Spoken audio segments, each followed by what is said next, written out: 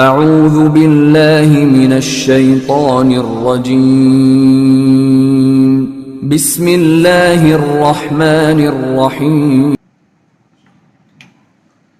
ان الحمد للہ نحمده ونستعینه ونستغفره ونؤمن به ونتوکل علیہ ونعوذ باللہ من شرور انفسنا ومن سیئات اعمالنا من يهده الله فلا مضل له ومن يضلله فلا هادي له واشهد ان لا اله الا الله وحده لا شريك له واشهد ان محمدا عبده ورسوله فقد قال الله تبارك وتعالى في القرآن المجيد والفرقان الحميد اعوذ بالله السميع العليم من الشيطان الرجيم بسم الله الرحمن الرحيم يا ايها الذين امنوا اتقوا الله حق تقاته ولا تموتن إلا وأنتم مسلمون يا أيها الناس اتقوا ربكم الذي خلقكم من نفس واحدة وخلق منها زوجها وبث منهما رجالا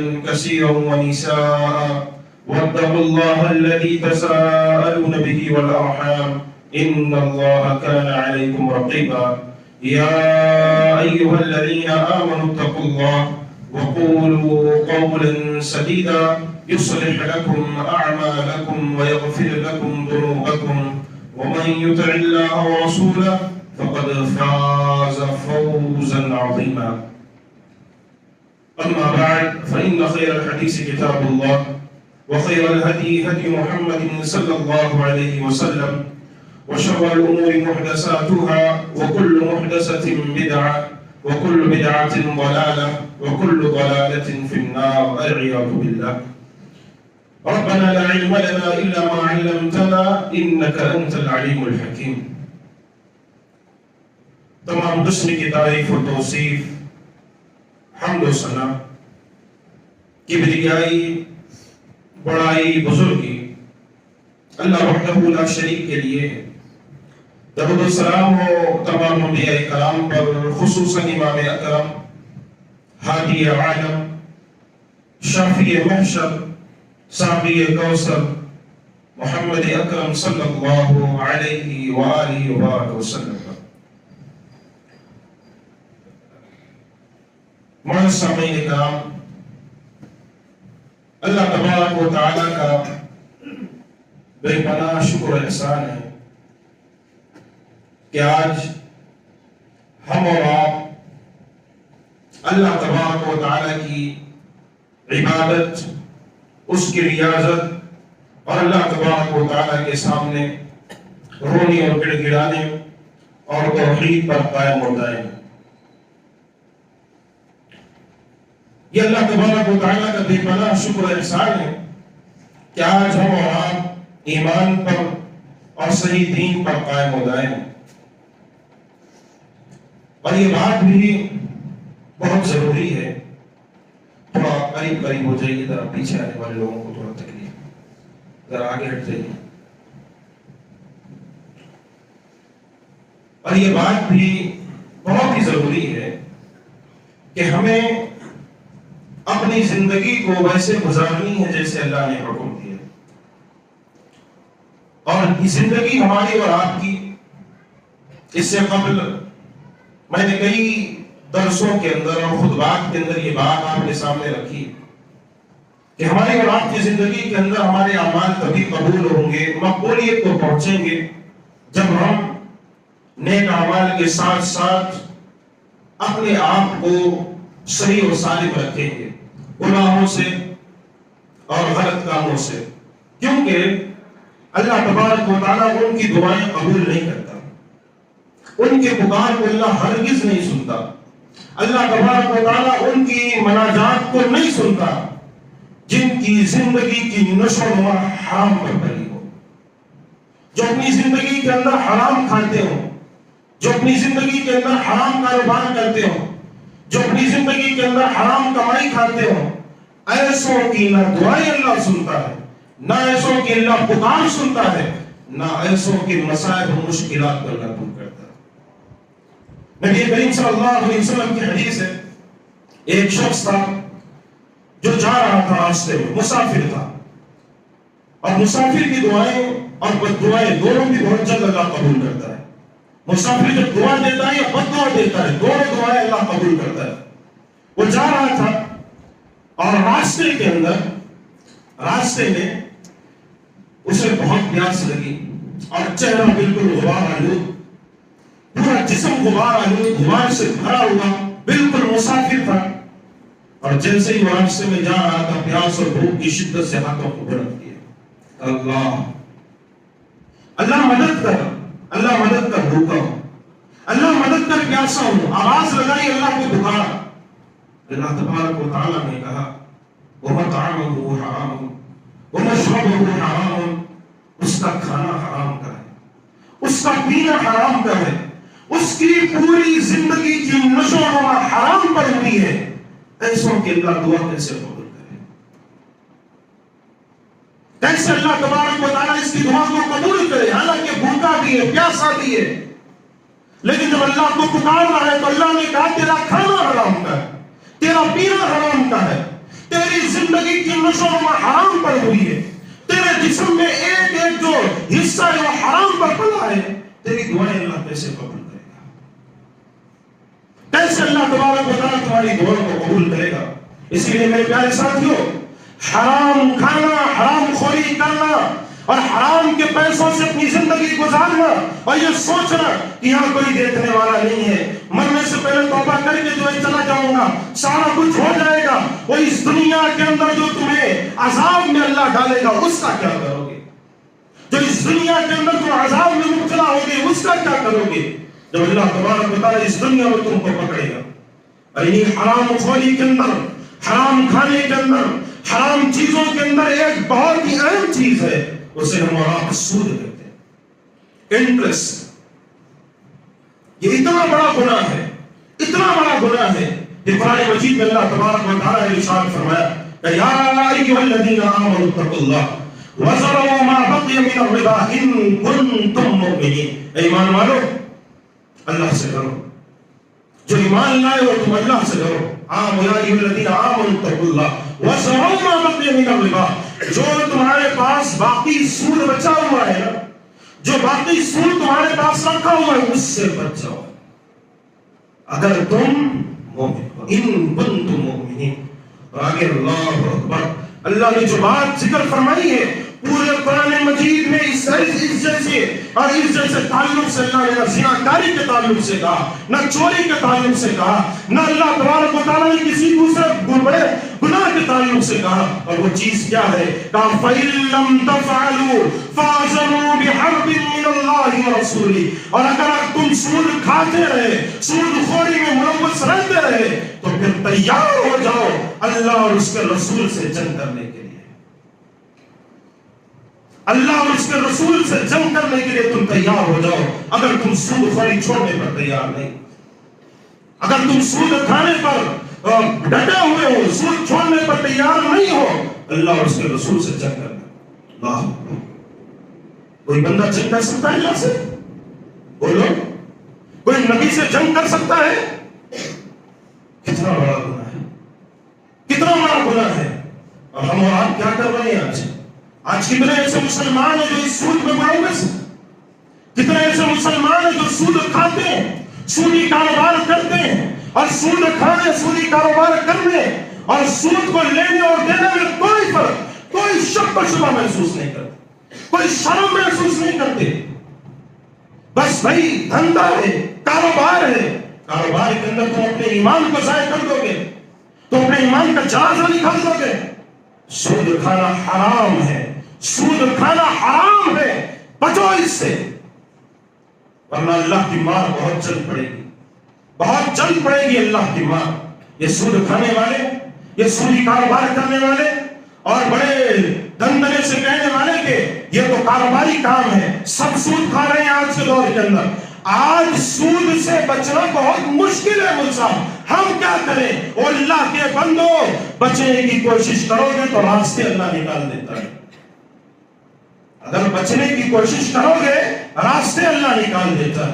اور اگر کھانے کی کوشش کرو گے نا تو تمہیں چوری کے پیسے بھی مل جائے، سود کے پیسے بھی مل جائے، زنا کے بھی پیسے مل جائے گا، تمہارا پیٹ نہیں بھرے گا. سود سے بچیے، سود سے بچیے۔ آج لوگوں کے اندر ایک بہت ہی اہم چیز پائی جاتی ہے، وہ ہے لوگ انشورنس لیتے ہیں، اور انشورنس لینے کو کوئی حرام کام تصور نہیں کرتے۔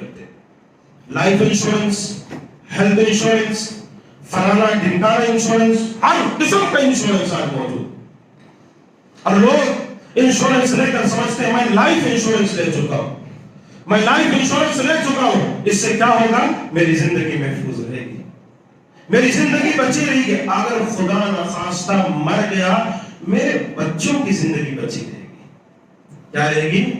میرے بچوں کی زندگی خوشنما رہے گی۔ جاؤ کبھی انشورنس کمپنیوں کو پوچھو، اس ہندوستان کے اندر ہی کتنے ایسے لوگ ہیں جو انشورنس لیتے ہوئے مر گئے اور ان کو انشورنس کمپنیوں نے پیسہ لوٹا کر دیا۔ مطلب کتنے لوگ اگر انشورنس لینے جاتے ہو تو ایک بہت بڑا ٹرمز اینڈ کنڈیشن کا جو ہے آپ کو پیپر تھما دیا جاتا ہے، ایسے مرو گے تو تمہیں انشورنس نہیں ملے گا، اگر اپنی جان تم خود لے لو گے تو تمہیں جو ہے تمہارے انشورنس کے پیسے نہیں ملیں گے، تم ایسا کرو گے تو تمہارے پیسے نہیں ملیں گے، وہ پورا پھر آخر میں تمہاری دستخط، تم مر جاؤ گے تمہاری اولاد کو کچھ نہیں ملا۔ ساری زندگی سود دیتے ہوئے، سود کھاتے ہوئے اپنی زندگی گزاری، کل قبر کے اندر بھی اور اللہ کا عذاب جھیل رہے اور اولاد کو بھی کچھ نہیں ملا۔ پیارے دوستو، یہ لائف انشورنس لینا غور سے سنیے گا، لائف انشورنس لینا، ہیلتھ انشورنس لینا حرام ہے، میں ناجائز نہیں کہہ رہا، میں گناہ نہیں کہہ رہا، میں کوئی دوسرا لفظ استعمال نہیں کر رہا، کان کھول کر سنیے گا، حرام ہے، حرام جسے کہا جاتا ہے۔ کیوں یہ بات کیوں کر رہا ہوں؟ اور میں کرام اس میں چیزیں ذکر، سب سے پہلی چیز اللہ تبارک و تعالیٰ پر سے بندے کا بھروسہ اٹھ جاتا ہے، اللہ تبارک و تعالیٰ کے اوپر سے بندے کا بھروسہ اٹھ گیا، اور اسے بھروسہ ہے تو اسی انشورنس کا بھروسہ، اسے ذرہ برابر بھی اس بات کا بھروسہ نہیں ہے کہ میں مر جاؤں گا تو میرے بچوں کو کھلانے اور پلانے والا اللہ، میں اس دنیا سے چلا جاؤں گا تو میرے بچوں کو پلانے والا اللہ ہے، اگر خدا نہ خواستہ مجھے کچھ ہو جائے مجھے بچانے والا اللہ ہے۔ بھروسہ ختم، بندے کا کوئی بھروسہ اللہ پر نہیں، بھروسہ ہے میں انشورنس لے چکا ہوں، ہیلتھ انشورنس لے چکا ہوں، اگر خدا نہ خواستہ ایکسیڈنٹ ہو گیا، اگر خدا نہ خواستہ میں مر گیا، میرے بچوں کی زندگی محفوظ رہے گی۔ کیا کر رہے ہو؟ اللہ پر بھروسہ اسے کہتے ہیں، اللہ پر توکل اسے کہتے ہیں۔ دوسری چیز یہ ہے کہ اس کے اندر ایک کو نقصان ہوتا ہے، دوسرے کو فائدہ ہوتا ہے، اور اسلام کے اندر نہ کسی کو آپ نقصان دے سکتے ہیں، ایک کو نقصان دے کر دوسرے کو آپ فائدہ نہیں دے سکتے۔ اس کے اندر نقصان کیسے؟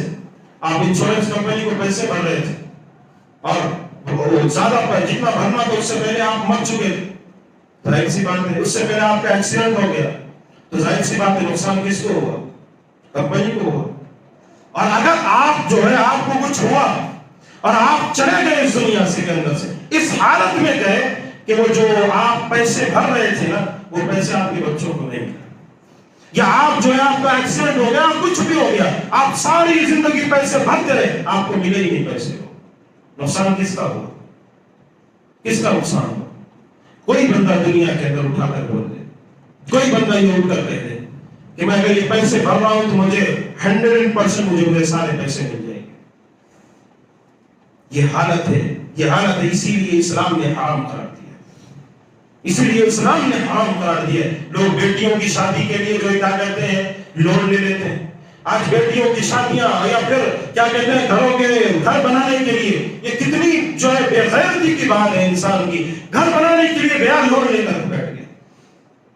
مسلمانوں کے تعلق سے آپ کو کتنے ایسے مسلمان اپنے گھروں کے لیے بینکوں سے لون اٹھا رہے ہیں؟ آپ لون نہیں اٹھا رہے ہو، کیا اٹھا رہے ہیں ابھی بولتا ہوں، آپ کیا کر رہے ہو ابھی ذکر کر رہا ہوں، آپ بینکوں سے لون نہیں لے رہے ہو، آپ سود نہیں لے رہے ہو بینکوں سے۔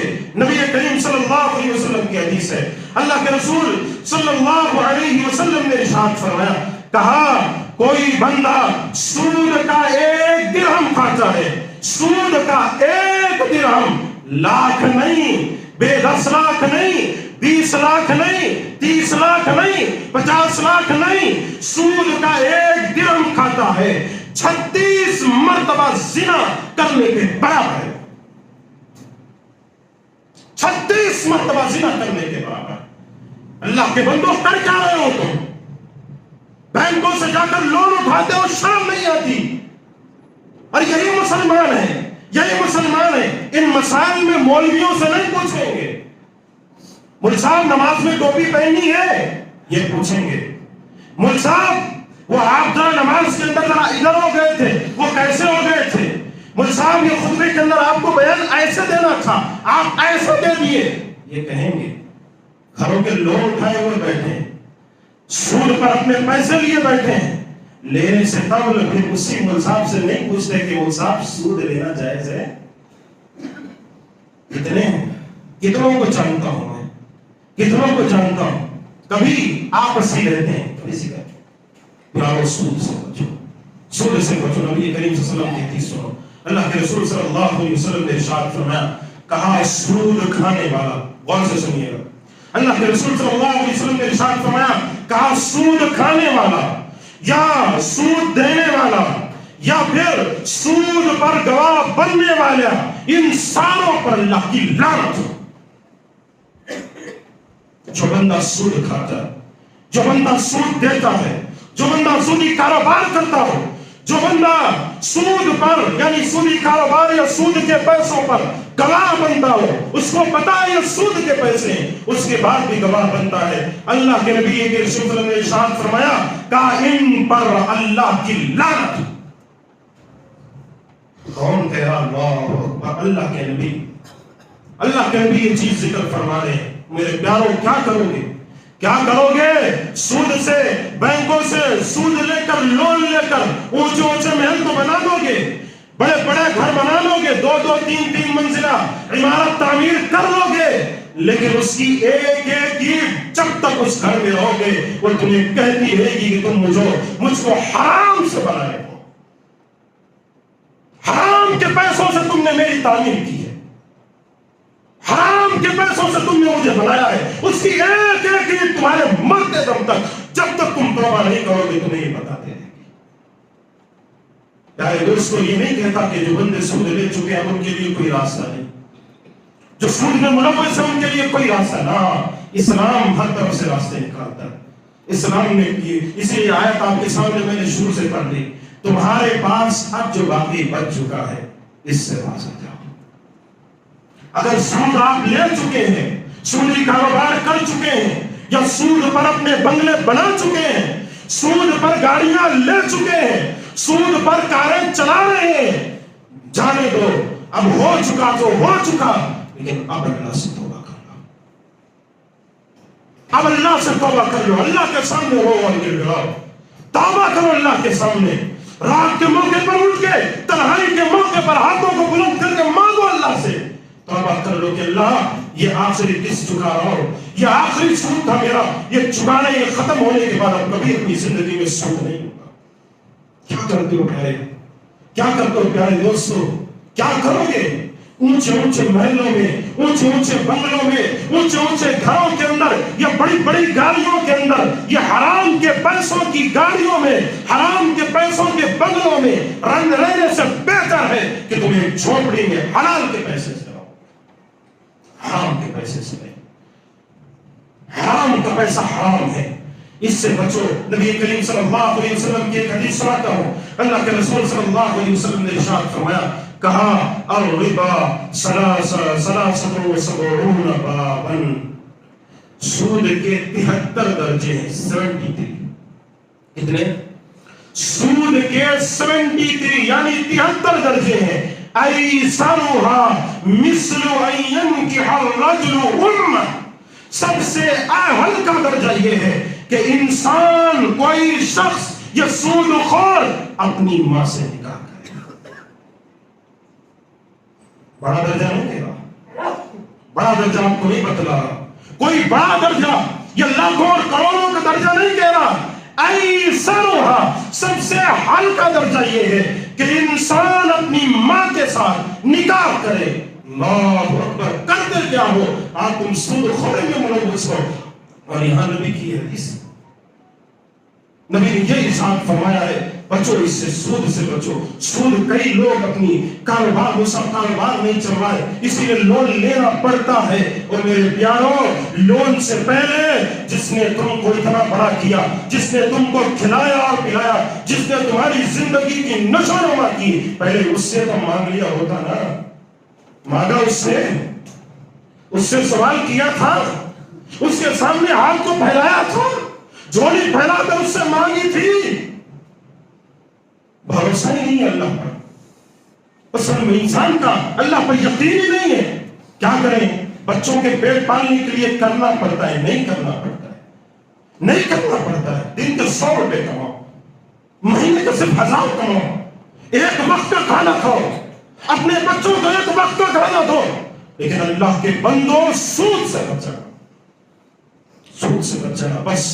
کیونکہ یہ وہ گناہ ہے، کتنی حدیث آپ کو سنا چکا ہو. اگر اب بھی آپ کے سینے کے اندر ولولہ نہ پیدا ہوا کہ بس مول صاحب کا کام ہے چیخنا اور چلانا، اماموں کا کام ہے بولنا بتلانا، ہمارا کام ہے ایک کان سے سننا دوسرے کان سے نکالنا، باہر نکلے بس اپنی زندگی وہی. کیوں پیٹ پالنا ہے؟ کیوں پرسوں وہ بلٹ خریدنی تھی، 1.5 لاکھ کی بلٹ آتی ہے، کیا کریں؟ پیسے نہیں رہتے، 50,000 کی کمائی ہے، سود سے لے لیں گے جا کر، جو گاڑی والے کو جو ہے قسط وار لے لیں گے. جاتے ہیں قسط وار پر گاڑی خرید لی، اس نے کہا تم آپ کو اتنا % انٹرسٹ لگے. نہیں منظور ہے، ہمیں منظور ہے. اور کتنے ایسے مسلمان کتنے اپنے پیسے کما چکے ہیں، 10 لاکھ 20 لاکھ 30 لاکھ.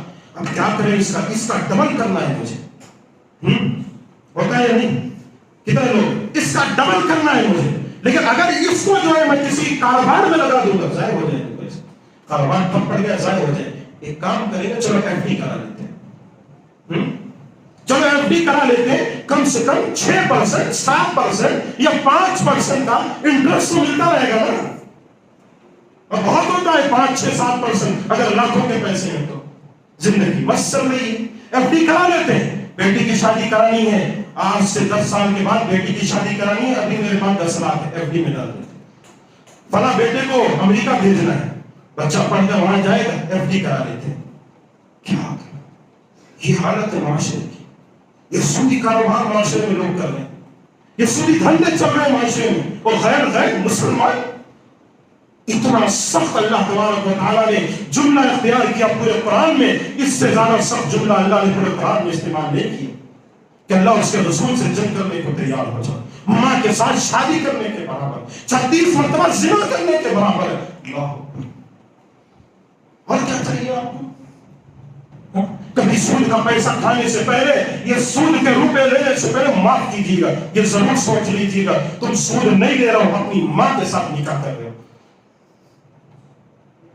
تمہیں کوئی ماں کی گالی دے دے تمہیں تکلیف ہوتی ہے، جب تم سود لیتے ہو نا تو تم اپنے اوپر اپنی ماں کی گالی دے رہے ہو.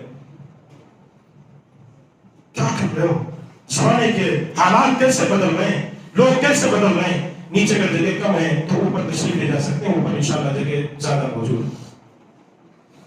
اسی لیے پیارے دوستوں، پیارے ساتھیوں، اس سود سے بچو. ان میں ایک اور اہم مسئلہ آپ کو واضح کرتا چلو.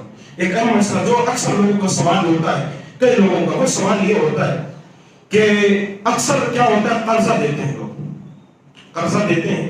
قرضہ جب دیتے ہیں تو قرضہ جب اس بندے کو دیا گیا تو کیا کرتے ہیں؟ مثال کے طور پر سامنے والے کو، یعنی کوئی شخص اس نے کہا کہ بھائی مجھے 10 لاکھ کا قرضہ چاہیے یا مجھے 1 لاکھ کا قرضہ چاہیے. ایک کام کرو آپ، میں 1 سال میں آپ کا یہ 10 لاکھ کا قرضہ چکا دوں گا جب تک آپ میرے گھر میں رہ سکتے ہیں.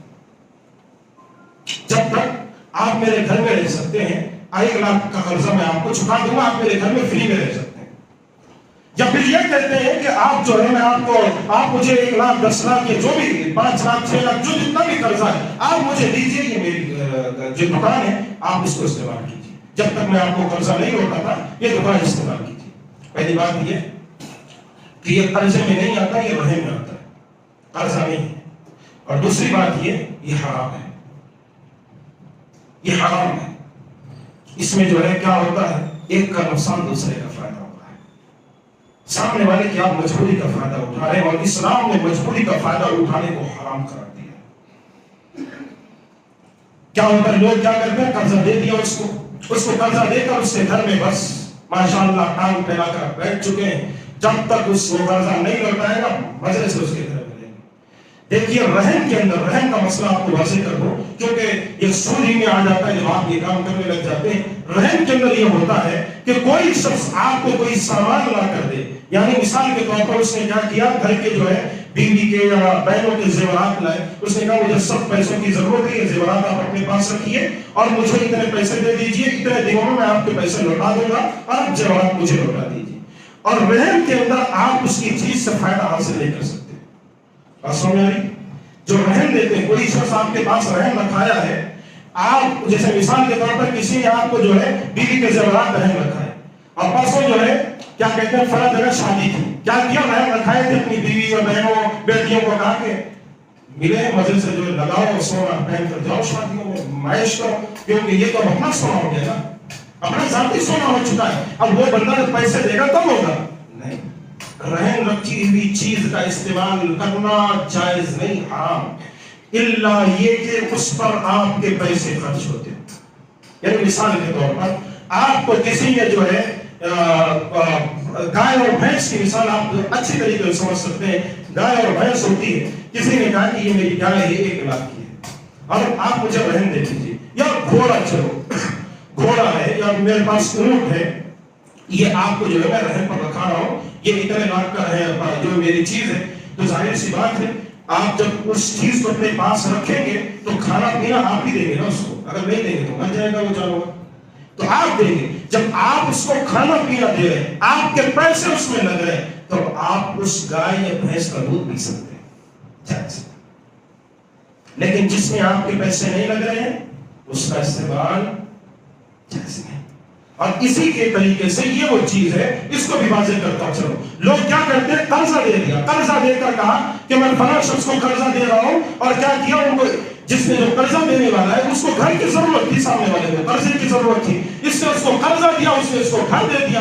کہ مول صاحب اس میں خرابی کیا ہے، اس میں برائی کیا ہے؟ اس میں برائی یہ ہے کہ آپ اس گھر میں بغیر پیسے کے رہ رہے ہیں، صرف اس وجہ سے رہ رہے ہیں کہ آپ نے اس کو قرضہ دیا۔ آپ کو یہ چاہیے اس کے اندر، آپ کو یہ چاہیے اس کے اندر کہ جس گھر میں آپ رہ رہے ہیں، 1 سال کے لیے آپ اس گھر میں رہ رہے ہیں، ہر مہینے کا کرایہ کتنا پڑے گا؟ چلو 5000۔ ایسا نہیں کہ کئی لوگ کیا کرتے ہیں، چلے گئے تو سود نہ ہو، یعنی سود وہ چیز نہ ہو، سود سے بچانے کے لیے ایک بہترین کیا 3 BHK میں رہ رہے ہیں، مست 3 یا 4 BHK میں جو ہے چلے گئے اس بندے کے، اور کتنے دے رہے ہیں؟ 1000 روپے۔ کیوں؟ سود بھی نہ ہو اور اپنا فائدہ بھی چلتا ہے، سود بھی نہ ہو اپنا فائدہ بھی چلتا ہے، 1000 روپے دے کر یا 2000 روپے دے کر چلا ہے، جبکہ اس گھر کا کرایہ 10000 روپے ہے۔ اب یا تو جس دن وہ قرضہ لوٹائے گا، وہ 1 سال آپ اس گھر میں رہے ہیں، اس کا کاٹ کر آپ کو قرضہ وہ دے گا، یہ اصل ہے، یا تو پھر آپ کو چاہیے اس گھر میں آپ رہ رہے ہیں، جتنے پیسے طے پائے اس گھر کے جو کرائے کے، اتنے پیسے آپ اس گھر میں رہیں، اور اتنا پیسہ وہ شخص اپنے قرضے میں سے کاٹ کر آپ کو اتنے پیسے دے گا، یہ اصل ہے۔ ایسے آپ کو رہنا ہے۔ اگر آپ یہ جو ہے کیا کہتے ہیں وہ شارٹ کٹ والا راستہ اختیار کر رہے ہو نا، اس میں کہیں کہ وہ سب سامنے والا راضی ہو جاتا ہے۔ لوگوں کا سوال ہوتا ہے آگے والا راضی ہے تو ہم کیا کریں؟ وہ اللہ کے بندو، کوئی یہ نہیں چاہتا کہ میرے گھر میں کوئی فری نہ کرے، کوئی یہ نہیں چاہتا، کوئی یہ نہیں چاہتا کہ میرے گھر میں کوئی بندہ آئے اور فری ملے۔ ہر کسی کو ضرورت ہوتی ہے اور قرضہ دینے والا اس کی مجبوری کا فائدہ اٹھاتا ہے، اور اسلام نے اس کو حرام قرار دیا ہے۔ پھر وہی بات ہوئی نا، آپ سود سے، بینک سے آپ لون لے رہے ہیں، آپ بینک سے جو قرضہ لے رہے ہیں اور بینک کو انٹرسٹ چکا رہے ہیں، اور یہاں بھی جو ہے آپ کے انٹرسٹ کے نام پر جو ہے اس بندے کے گھر میں رہ رہے ہیں، یا اس بندے کا دکان استعمال کر رہے ہیں، اس بندے کا ذاتی چیز استعمال کر رہے ہیں، انٹرسٹ کے نام پر استعمال کر رہے ہیں آپ نا، اس کا تو حق آپ نے ادا کیا ہی نہیں، اس کا پیسہ آپ نے دیا ہی نہیں، یہ تو انٹرسٹ ہو گیا، یہ تو آپ کو فائدہ ہو گیا نا، اس کو تو کچھ فائدہ نہیں ہوا۔ اور قرضے کے اندر کسی کو فائدہ نہیں ہوتا، قرضہ بزنس نہیں ہے، سمجھے بات؟ قرضہ کوئی بزنس نہیں ہے، قرضہ کوئی یہ نہیں ہے کہ صاحب میں اگر اس کو 10 لاکھ دے رہا ہوں میرے کو کیا فائدہ ملے گا، مجھ کو کیا فائدہ، یہ قرضہ بزنس نہیں ہے۔ بزنس کرنا ہے صاف بزنس کیجیے، لیکن قرضہ دے رہے ہو تو اس میں فائدہ اسلام نے ذکر نہیں کیا۔ یہ قرضے کا مطلب ہی ہوتا ہے ایک مسلمان بھائی دوسرے مسلمان کی مدد کی، قرضہ بزنس نہیں ہوتا۔ اگر کوئی اسے بزنس کے طور پر ایسے استعمال کرتا ہے اللہ سے بچ جاؤ اور آج سے یہاں سے جانے کے بعد توبہ کر کے اس چیز کو ترک کر دو۔ یہ بعض باتیں تھی جو میں نے سود کے تعلق سے آپ کے سامنے واضح انداز سے ذکر کر دی، کچھ باتیں رہ گئی ہوں تو انشاءاللہ بعد میں اس سمجھ دریافت کر لیجیے گا، لیکن جتنا بھی مجھے یاد آیا، جتنا مجھے پتا چلا، اس تعلق سے میں آپ کے سامنے وضاحت کے ساتھ میں آپ کے سامنے باتیں ذکر کر دی ہیں، اور بس آخر میں یہی بات آپ کے سامنے بتلاؤں گا اور سمجھاؤں گا کہ اپنی زندگی کو سود سے بچائے رکھیے گا۔ اگر لے لیا ہے توبہ کر لیجیے گا، جو سود باقی بچا ہوا ہے اگر بینکوں کا ہے تو چکا لیجیے، اگر آپ اسی بھائیوں کا ہے تو معاف کر دیجیے گا، سود کے پیسوں کو واپس مت لیجیے گا۔ اور اگر جو ہے آج کے بعد بھی یہ سارا کچھ سننے کے بعد بھی اگر سود کے پیسے آپ کھا رہے ہیں، کوئی شخص سود کے پیسے کھا رہا ہے، سودی کاروبار کر رہا ہے، سود پر گاڑیاں اٹھا رہا ہے، سود پر کا گھر بنا رہا ہے، تو اللہ کے بندوں پھر ڈرتے رہو، کیونکہ نبی کریم صلی اللہ علیہ وسلم کی ایک حدیث یاد آ گئی پھر سے۔ اللہ کے رسول صلی اللہ علیہ وسلم نے ارشاد فرمایا، کہا جس قوم کے اندر سود اور زنا کاری عام ہو جائے اس قوم پر اللہ کا عذاب حرام ہو جاتا ہے۔ یعنی جس قوم پر جو قوم سود اور زنا کاری میں ملوث ہو جائے تو پھر ایسی قوم پر اللہ کا عذاب آنا طے ہے، ایسی قوم پر اللہ کا عذاب آتا ہے۔ اب بتانے کی ضرورت نہیں ہے کہ آج ہمارے حالات کیا ہو چکے ہیں، آج ہم کس حد تک گر چکے ہیں، بتانے کی ضرورت نہیں ہے، یہ کیوں ہو رہا ہے۔ انہی میں سے ایک چیز یہ بھی ہے، اللہ سے دعا ہے اللہ تبارک و تعالیٰ ہم تمام کو سودی کاروبار، سود سے بچائے، حرام خوری سے بچائے، اور حلال کمانے، حلال کھانے اور حلال پر اپنی زندگی گزارنے کی توفیق عطا فرمائے، آمین۔ وآخر دعوانا ان الحمد للہ رب العالمین۔